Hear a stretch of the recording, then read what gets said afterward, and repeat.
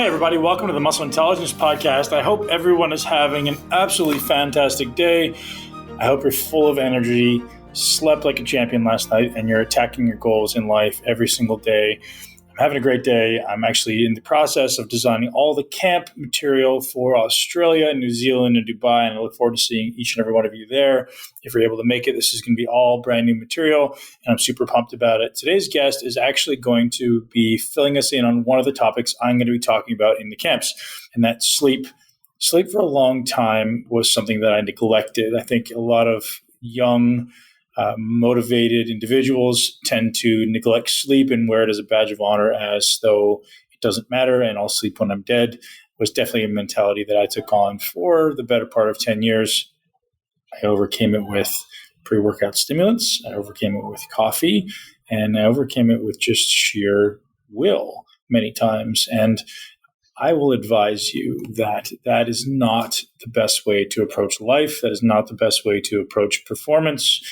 Because at 37 years old, I had telomeres that were the length of a 51-year-old person, which means telomeres, for those of you that don't know, are the little ends of your DNA strands that indicate how long your life is. The shorter the telomere, the less amount of time you have remaining in your life. So, interestingly enough, after re-implementing some sleep strategies, my telomeres are now back to the level of what they're supposed to be, and actually looks like they're trending to be younger than my current age of 38 years old. And all I did was change sleep. And I went from sleeping 5 hours a night to between 7 and 8 every night. And not only is it long sleep, it's also high quality sleep. In this episode, we're going to discuss all of the levers that you should be considering that optimize sleep. Tara Youngblood joins me today to talk about all of the things that impact our sleep. So from what has the greatest impact on our circadian rhythms to the things that we're not paying attention to in our environment that we should be, that's definitely impeding our ability to get, a good 2 hours of deep sleep. So I hope you guys enjoyed my podcast with Tara Youngblood. She's an absolute wealth of information, very, very bright lady. And I'm super grateful to have had her on the show.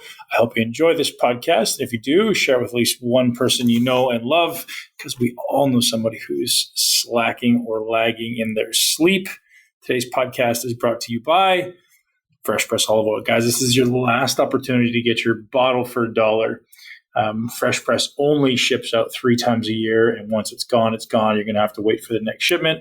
So I highly suggest you get over to Get Fresh 35, Get Fresh 35, and that website alone, there's no code and like that. Just go to that website and you can get your first bottle of olive oil, full-size bottle for $1. And I promise you, you will not be disappointed in this olive oil. It's by far the best olive oil I've ever tried.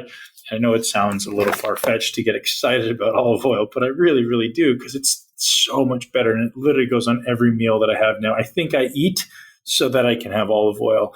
Anyways, guys, without further rambling from me, I hope you enjoy this podcast about sleep, how to optimize it, and why it matters with Tara Youngblood.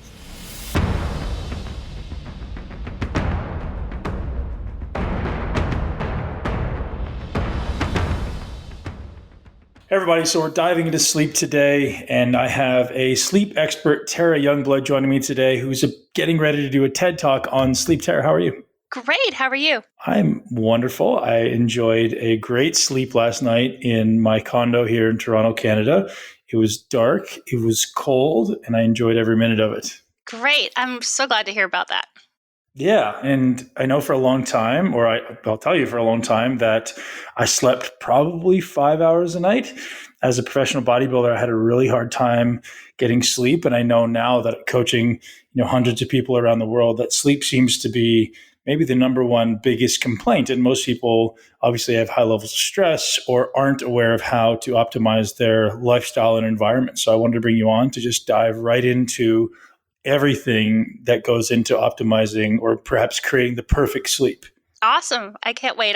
The bodybuilders out there, that sort of high metabolism scenario, really, I like to think about it as your engines are just built bigger. Your race car engines and your body temperature and metabolism are all like that. So it's definitely not the regular sleep story that would be for perhaps just an average Joe, but it is definitely important to get enough sleep no matter who you are. Yeah, and anecdotally, I notice the leaner I get, the more I have a hard time with temperature while I sleep, which is ironic because most people think, well, you have less body fat, it'll actually be colder for you. But in reality, I find maybe it's because there's more brown fat or maybe my metabolism is going faster. The leaner I get, the less I tend to sleep. Is that something you found? Absolutely. So I've done a lot of deep dives into metabolism, especially metabolism at night. And it's really interesting because you'll take a relatively even just small female CrossFit person, high metabolism, very lean, and even they will have a high temperature profile at night. And it really has to do with that engine. So when you're revving the engine when it's hot, it really needs to be cooled down. And so the metabolism that you're creating to build that lean muscle fat is absolutely trying to put off heat. It's really just like your engine in your car. The more sort of horsepower, the more time you have in those kind of environments, the more cooling those cars need. They can't do the same cooling as a little Prius.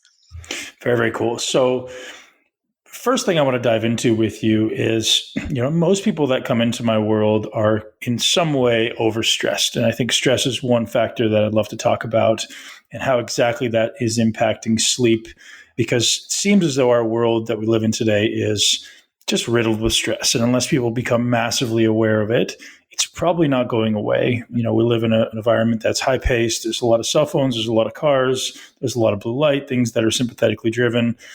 Any thoughts and interventions that you implement or suggest people implementing in the realm of stress? Yeah, so stress, I absolutely agree, is really critical part of your whole life, but in particular for sleep. So when you go to sleep, your body is really geared towards recovery. So your memories recover, your body recovers. It wants to be in recovery state. And so what it wants to do is it doesn't want to be stressed out. All the hormones that are in that side of the lymphatic system are all not helpful for recovery. So the sleep space in particular, when you go in to go to sleep, it's really important to divest yourself of the stress. So I think, it's obviously great if you can lose stress throughout the day and try to have practices where you're taking a minute and do breathing or those sort of things. But certainly in that last half hour before we go to sleep, to really take that time, it really depends on the person, whether that's meditation. Some people will pray, some people will do journaling or gratitude.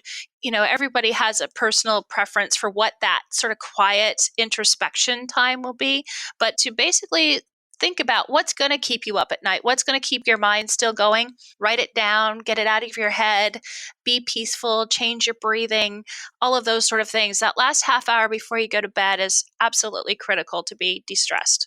I think a lot of people don't acknowledge the reality that your home, and in particular your bedroom, should be like a sanctuary, right? You should walk into this and feel like you're going home to a Zen palace. And I think a lot of people just throw a mattress on the floor, or they throw a bed in the room and don't really pay attention to, the energy, the feeling in the room. That as soon as you walk in, is it a feeling of angst or stress, or is it a feeling of serenity? And talking about that sleep environment a little bit is, I think, imperative, so people can start creating that anchor in that environment. So this is what I do in this place. I come here to rest. I come here to recover. I come here to recharge. I think that's an important perspective to give people. Oh, absolutely. It's the only room in the house that's named after a piece of furniture. So it's not a living space. It's not where you cook. Right. It is not, it should really be a sleep room. I fell into that trap. I've had, where I've had my workout equipment based on tight space in my bedroom. And, then you're like, there's all those little cues of like, well, did I do enough today? All those little questions come up. So that really need to visualize that space truly as your sleep temple. We do a lot of work with intention. I really feel like what the intention is, as you mentioned, going into that space is really important. And it's really important to keep it sacred and set for that de-stress, that healing. When you go into a spa for a massage, they don't have TVs and all sorts of craziness going on. It's peaceful music, it's dim lighting. It's set to get you to relax so that even before you actually do the massage, you're breathing in the right fumes and the aromatics, and you're hearing the right sounds, and you're having the right light. It's really important to sort of think about that same thing for sleep. Yeah, very cool. I know a lot of people have heard the conversation around turn your bedroom into a cave that's cold and dark and lacks everything electrical. And that's really the way I think about it is like when I walk into this, I almost want it to feel like I'm walking into a spa.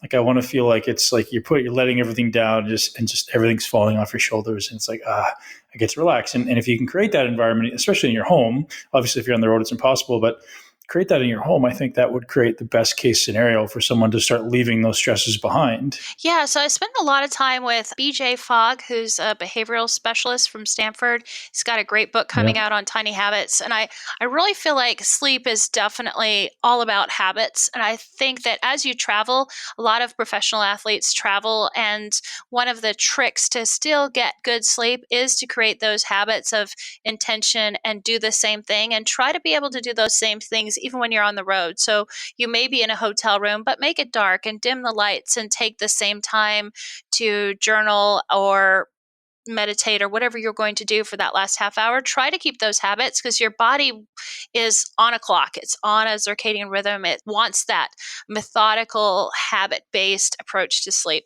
So, Tara, what are the primary physiological factors impacting sleep? So, if you want to walk through kind of all the systems that we should be paying attention to for someone looking to optimize sleep. So, is it the visual system with light? Is it the autonomic nervous system with stress? Like, how should we be looking at sleep optimization, maybe from a systems approach? Yeah, so I like to start with sort of the evolutionary approach. So, in the oldest part of your brain, which is the hypothalamus, and it's oldest just from the perspective of evolution, that's where a lot of your sleep centers are. And that's also where your chronotype or circadian rhythm. Now, chronotype, all of us have a little bit of a different rhythm to that circadian clock. That's where the night owl or morning person comes from. And it's important to there's lots of quizzes online to take that'll give you kind of a perspective on what that timing is. That's really what drives us. It drives all of those factors of sleep, and it is governed by light and temperature, as you mentioned. So it's important to give that sort of respect. When you do that, it's magical for those workouts, for cognitive load. It can help you decide when you do stuff throughout the day, when you should eat, if you're doing fasting or if you're doing heavy protein. There's all sorts of information about sort of timing your day, especially for performance driven people based on chronotype. So that's sort of the first place I think to start. Yeah. We've had expert Gregg Potter on the podcast in the past, and Oh, great. yeah, he's a whiz when it comes to this stuff. But I'd still like to dive into that a little bit before you kind of go on to the other systems, because maybe someone hasn't had a chance to listen to Greg, or I just like to hear your perspective on how much of a difference does that actually make. Like, is there a multi-hour swing from someone who might be a morning person to someone who's more of a night person, or is it just a small variance person to person? So I'll sort of handle it from the approach of sleep. So your core body temperature actually fluctuates about 2 degrees throughout the day. And the coldest part of that, or the lowest part of that valley, happens in the middle of the night. And so when you time your sleep around that, and we'll get into deep sleep later, but it really makes a phenomenal difference on the temperature. Now, there's also Clifford Sapir out of Harvard was one of the first people to coin the term sleep switch. There is a sleep switch. There are neurons in your brain that are triggered by temperature. They signal the release of melatonin and start that. So, when you look at how that system works, so if you have a temperature cue, a change in temperature, change in light can also be it's its backup system for triggering that sleep. So if you trigger that in the right window based on your clock, when your body's looking for that trigger to be turned on, then you get a much better sleep. What happens from a sleep perspective is then you immediately go into deep sleep. It really does stay very succinct where it's very deep sleep heavy in the first part of the night. It's looking to be colder. When you match that, the effects are amazing for sleep. We get what we like to call sleep density improvement. So that is a quality factor, but you're able to get much denser sleep. So even if you get a shorter sleep, you're still able to get that same quality. But a lot of that is triggered on being in the right window at the right temperature.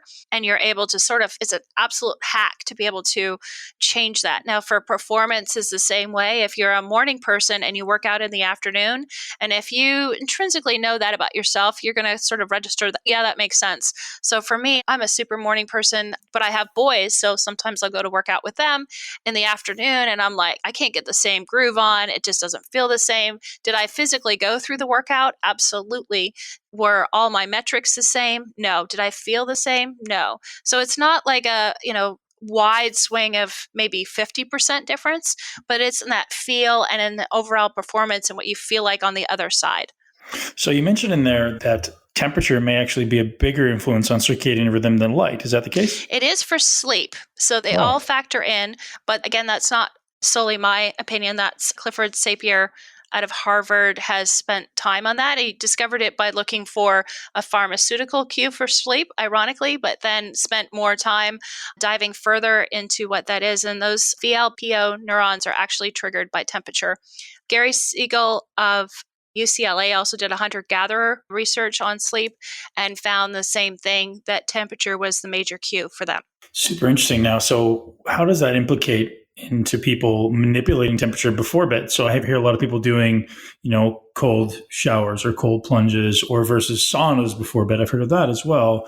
Obviously, exercise would be something you'd probably want to avoid as far as increasing your core body temperature. But any thoughts on cold exposure or sauna exposure before bed and how that's going to implicate? So those are all fabulous ways to hack that system and get that sleep switch to flip.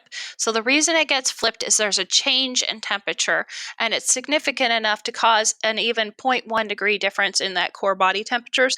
It has to be something that would register into your core body. So that's why all of those extreme measures, some people find even putting socks on is enough. But if you have a high metabolism, that your body will respond like it's so efficient, it's not going to register a small change. But depending on where you are in that scope, an extreme change is absolutely going to flip that switch. Now, timing it definitely makes that better. So that's where, whether if you're going to sleep 2 hours later than you should and you do an ice bath, will it still help you fall asleep? Absolutely. But it will work better if you do it a little bit earlier. So it's just a change in temperature. It doesn't matter if it's in either direction. No, it doesn't.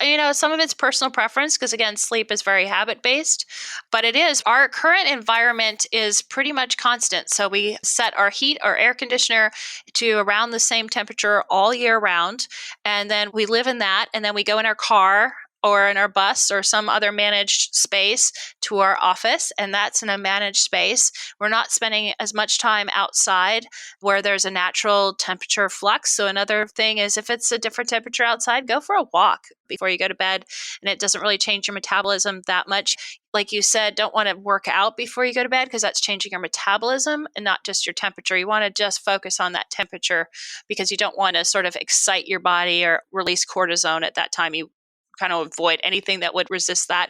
And that's where reducing stress also helps and just changing that temperature without stress.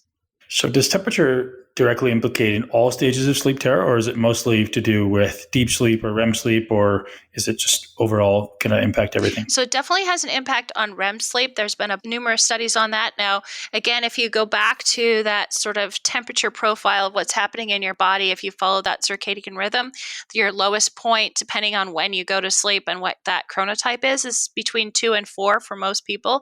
Sometime that is the lowest part of your valley of your core body temperature. So if you can imagine, deep sleep wants to be cooler because your body's trying to drop those 2 degrees to optimize your temperature for deep sleep. And REM sleep really is very focused on the second half of the night. And of course, as your body is coming out of that temperature valley, it wants to have a little bit warmer. So we do advise, when we talk about temperature, is that you really want to be a little bit warmer. It's hard when you're sleeping, so there's not a lot of easy hacks to do that. But definitely if you have a programmable thermostat, if you have the chili pad, if you have Uller, some of those are ways to sort of hack that and make that a little bit warmer in the morning. And your body will naturally alter its sleep stages to match that temperature. Very, very interesting. I didn't know that. That's a great little hack. So one of the biggest questions or concerns I get from clients and listeners is the inability to access appropriate amounts of deep sleep. Separate from temperature, which we've obviously just discussed, are there any suggestions you have for people looking to optimize their amount of deep sleep? Yeah, so this is the buzzkill moment. Deep sleep really wants you to not have alcohol in your system. It is sort of sad, but yeah, alcohol is a big factor when you I last. found a hack for that, Tara. I think we just need to start drinking in the morning instead of in the Exactly. evening. Party all day, be done at 6 o'clock, and then it won't affect your sleep. Right. It's like college all over again. Exactly. See, they had it. They had it right. But yes, unfortunately, things like alcohol, anything that changes your metabolism and sort of alters that state of relaxed or stresses out your organs, is going to affect your deep sleep because it really wants to be recovery. So I use a tracker that has resting heart rate and HRV, and you really want to focus on those numbers. So if you're besides temperature, you really want to be tracking those sort of parameters so you can say, oh, am I truly recovering from stress? If you're looking at performance, you should be able to look at your HRV. It's a great scope. It'll actually tell you a few days before you're about to get sick as an indicator. If you watch it, track it sort of consistently, you'll be able to see those kind of changes like, oh, wow, Just trending down. It's going to trend down. It's going to trend down because, HRV, when you look at those numbers, the lower numbers are all higher stress numbers, which makes sense because it's the variability between your heartbeats. And if you think about it, when you're highly stressed, you're kind of screwed down. You're going to be more in control of those beats, and there's not going to be a lot of variability. Well, when you're relaxed, all of us are like, oh, we're drunk or whatever. We're relaxed, and those heartbeats respond to that, and there's much more variation on that. And the bigger the variation, the more relaxed you are. And alcohol doesn't, as much as it allows us to relax our mental state, it doesn't help our bodies to relax and get in that recovery space for stress. Have you dug into any hacks before bed to improve sleep? So I particularly see this in my clients as they start to age, that deep sleep starts to kind of deteriorate. Yeah, so deep sleep is definitely something absolutely diminishes with age. At the age of 20, you should get 2 hours in an 8-hour span of deep sleep. And by the time you're 80, you'll have different disease parameters, can obviously make that happen sooner. Genotypes will make that possibly happen sooner. Lots of sleep deprivation will make that happen sooner. But it is definitely something that's hard to chase as you get older. Sleep overall quality and consistency and total amount all diminish with age. So much fun getting old. But some of the hacks are, some of them are really simple. Most people in the US are low on magnesium and potassium. If we work out a lot, we're chronically in that state. So it's pretty easy to be low and you don't think you are. So, and it's good. It feels good. It's calming. It's a great, simple way. So for me, I definitely do magnesium. I'll do it in a drink, or I'll put magnesium oil on my feet. There's some sleepy time teas that honestly, they really work. Part of it is, I think it's that warm change of temperature again, and it's relaxing. There's some really good ones. Like I said, sleepy time is one of the better ones, I think, out there. But whatever you can get near you to just create those habits and anchor them to your sleep. And I think that the biggest thing that I've realized for my sleep, and I'm a chronic insomniac, so I chase it. If I think too hard, I swear I stay up. So I constantly have to manage that space. And so think about your bedtime. I like to think in sleep as 3 buckets of messiness because I'm a farm girl and messy stuff goes in buckets. And it is messy and it's going to be different for everyone. What may work for you may not work for your sleep partner or spouse. And so it's really easy to say, well, this works for me. It should work for everybody. Manage it by chronotype and personality type. What feels good? Because all of those memories, that's where weighted blankets come in.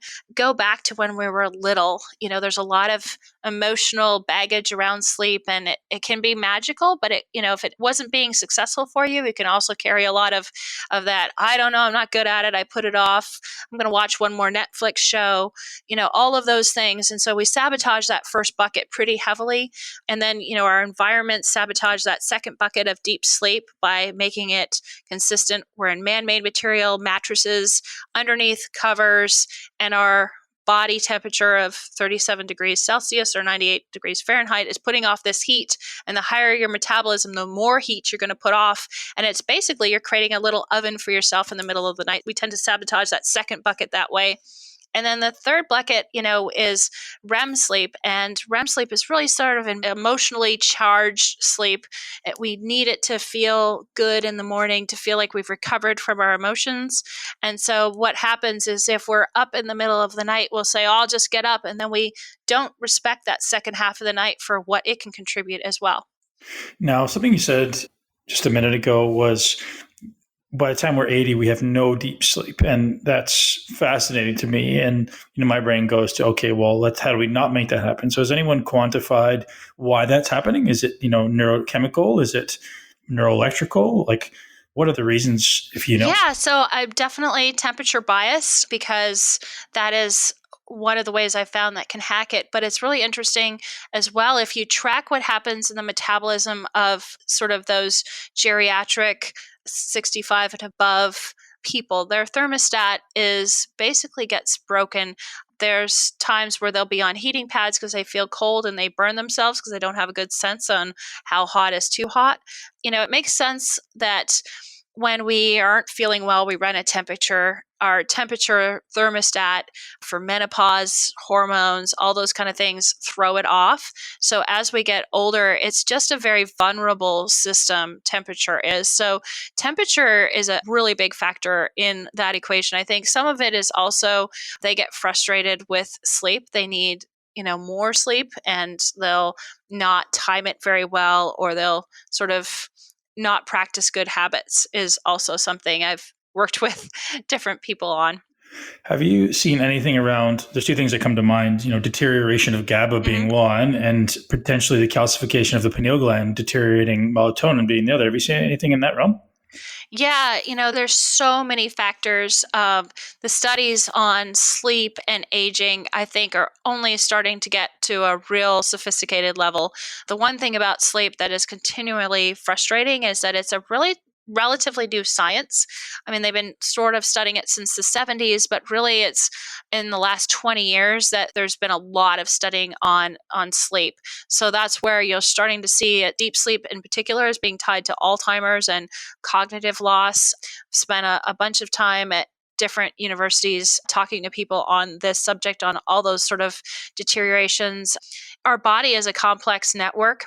It's really hard to point the finger to one particular, like, that's why we age, that's what's going wrong, this is the one problem.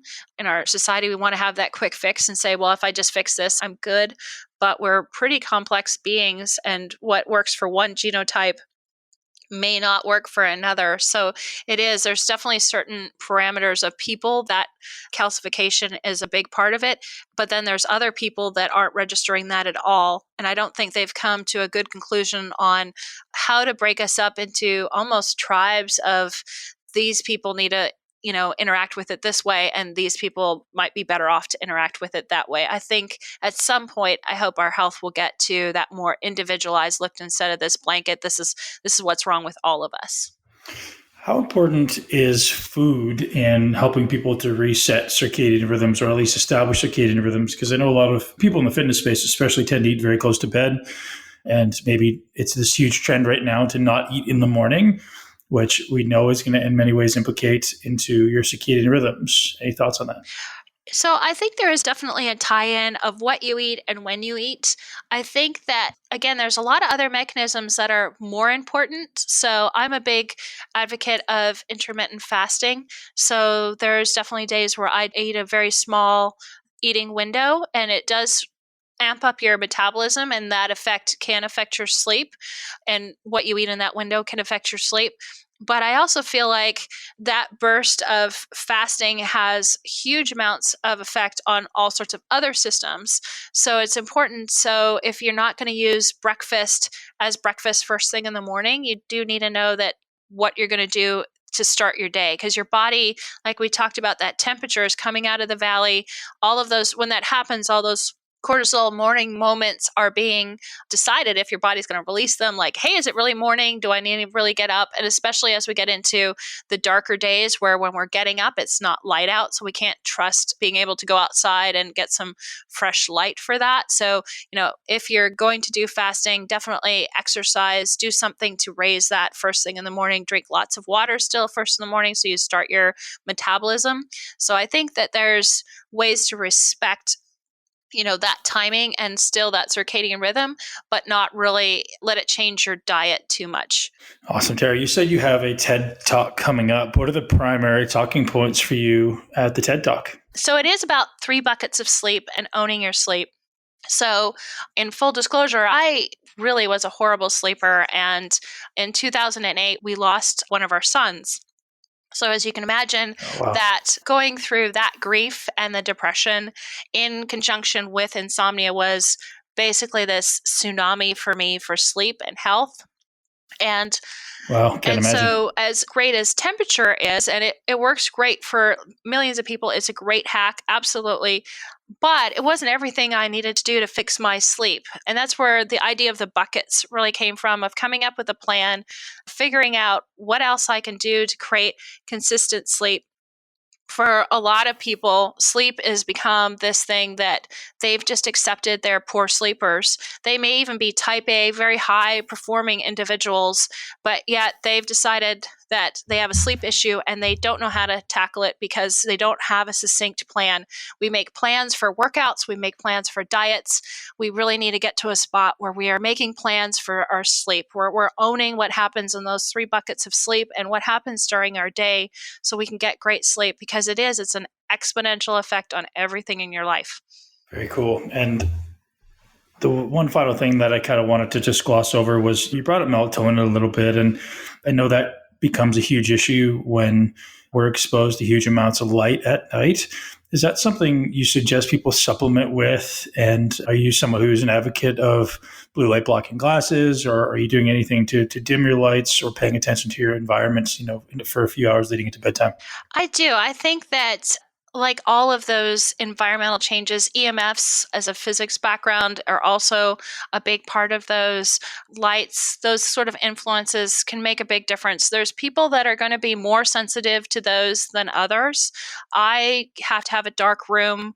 I need to have that space really protected because I have a much more vulnerable sleep state. Todd, my business partner and husband, he has traveled all over the place. He doesn't really get jet lag per se. He's a great sleeper. So those that don't affect him as much, he can even drink caffeine right before he goes to bed, the turkey. But that's his genotype. That's who he is as a body. So, if you are sensitive to light, if you know that when you go to sleep, that if there's a little crack of light under the door, it's going to keep you up, then probably the blue light is affecting you and you should consider the glasses. If it's not something that light is going to be one of your key factors, figure out what is the key factor for you. For a lot of high metabolism people, that is temperature. So Todd loves to he'd sleep on a slab of ice if he could. He likes to have it super cold, especially for that second bucket of sleep. I don't need it quite as cold. That's, part of our trade-offs. Very, very interesting, Tara. I think this is absolutely fantastic. It's so many great takeaways. Are there any supplements beside magnesium that you're leaning on? I know you mentioned magnesium in sleepy time teas, but in a pinch, is there anything? Are you going after anything that's going to be a GABA precursor, or anything for melatonin, or anything else that you think may be a useful addition? That's right. I'm sorry, I didn't answer your question about melatonin. So melatonin, because it's a hormone that can be released naturally and it can be triggered with temperature, my bias on melatonin is to use it to get over the hump on a sleep issue. And I think a lot of supplements can really change what you're doing, but I'm a big believer in test and retest, because vitamin D is a good example for me. Certainly in that tsunami, my vitamin D levels, I was a mess all over the board. I went and did Everlywell has got some great tests now, but I had a partner that was able to do all sorts of tests and kind of really figure out what was missing. As far as supplements go, I always hate to say, yes, do this, because we're all so different. And the biggest thing about it's sort of almost a pet peeve if someone says, oh yeah, you got to take it, this is the end all be all, is test, make sure it's right for you.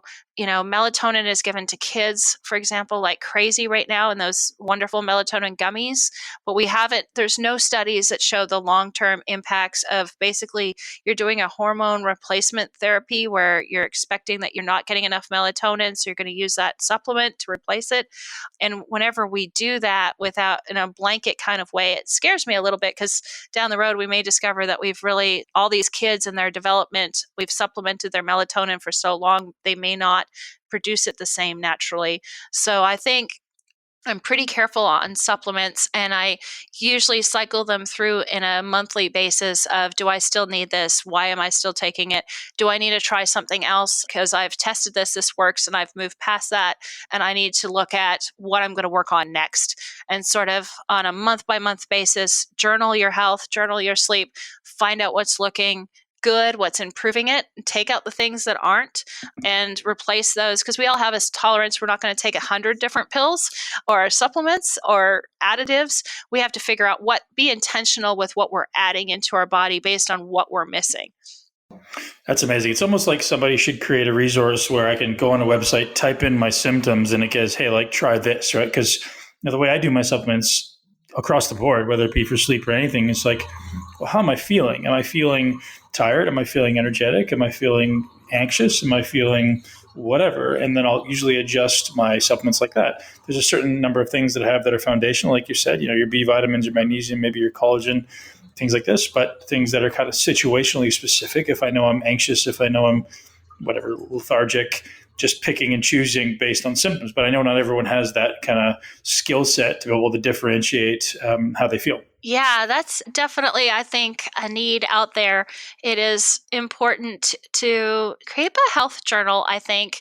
And whoever you are in that's part of your dumping out what's in your head at the night. But when you look at the professional athletes, they have someone following around basically doing that for them.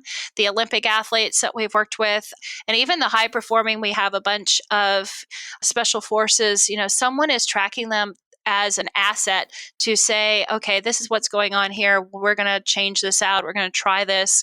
And it is much more heavy lifting for us individuals that don't have someone that follows around and tells us what to do. But I do think a journal of some kind where you are keeping track of it, because we all have days where we're more fatigued, or we got in a fight, or we had a bad day at the office, or it was a bad commute home. And those all affect those subjective values that we're going to put in. So definitely track stuff over time. And sleep is something that really changes over the course of seasonality, over the course of the week, over the course of the month. There's very few studies done on women because of our menopausal cycles. It makes me crazy for sleep. So, tracking that, keeping track of it for yourself is really important, because all of those are variations. Yeah, absolutely. And just something like an Aura ring is a great way to track sleep. I mean, you're seeing your stages of sleep, your HRV, and I usually use that as kind of an indication. Like if I know my HRV is in the toilet, likelihood my sleep will be poor as well. So then maybe I need a little bit of assistance to help me, calm down or get to sleep and stay asleep. So, I think that the listeners have heard me talk about the Aura ring 1,000 times, but great asset with relatively accurate sleep tracking. Obviously, it's not going to be good as going and get a polysomnograph or something like that, but still very useful. Is that what you use to track? Yeah, we literally, for a while, because we had so many trackers that I was testing out, we put our bed up on blocks so that it wouldn't create chaos. They could all kind of live underneath as I was going through and testing things. And I absolutely believe in the Aura ring. And I think actually it isn't as accurate according to academics as a polysomnograph. But if you Google a picture of what someone getting a polysomnograph looks like, anyone like me that's a fairly sensitive sleep environment person, you're hooked up to all of these different wires coming off of you. You have to lay on your back in a lab with someone staring at you, basically tracking. Right. And they're literally going to watch live as your brain waves change. And that's how they tell what sleep state you're in. Yes, that may be the most accurate way to tell. However, once I'm in that environment, I'm not sleeping like I normally do. So you lose that part of the efficacy of, this is my regular life. This is what happened on Friday night when I partied. And this is what happened on, Wednesday when I had a bad day at work. So having that like evidence live in person in your phone every day, I think is an invaluable way to add tracking to sleep for sure. Yeah, and you don't even notice you're wearing it most of the time, right? It's just kind of there, and you remember to charge it every 2 or 3 days. It's a really simple way, and because it gives HRV as well and resting respiration rate, I think it's such a useful tool that people should be investing in and relatively inexpensive. So, Tara, thank you so much for your wisdom and your time. I'm so grateful, and I look forward to tuning into your TED Talk, and I'll make sure I post that within the show notes. If it's coming up soon, we'll make sure it gets included in there, and we'll be following along on social media as you do your amazing things throughout this journey. Great. And for being on the show today, I do have a coupon for your listeners if they decide they want to try out a chili pad or an Euler, and it's Muscle Sleep. Oh, wonderful. Thank you so much, Tara. We do appreciate it. I'm sure a lot of people want to check it out. Great. Have a great day.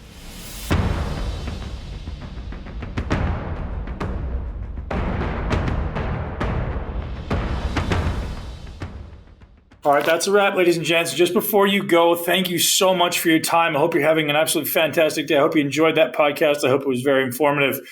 And as always, I appreciate you guys being here so much. I know there's a lot of places where you can get information. I know there's a lot of great podcasts out there, but nobody is delivering the amazing information and the amazing mission that we are here at Muscle Intelligence. Ashley and I are so grateful for your ear, so grateful for your time.